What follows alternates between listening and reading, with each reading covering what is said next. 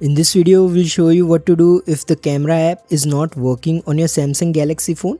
So if the camera app is showing the camera failed error, or if it's simply refusing to open, what you can do is simply long press on its icon and then tap this info icon right here.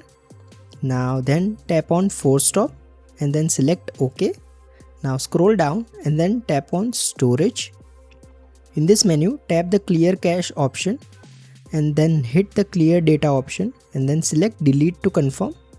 Once you have done that, try opening the camera app and see if it works.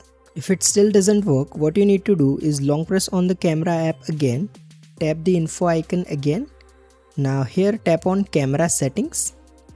Now here scroll all the way down and then tap on reset settings and then select reset to confirm.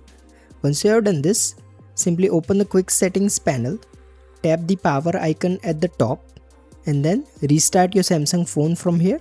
After this, the camera app should work as expected. If you find this video useful, please don't forget to like and subscribe to Glitch Guru.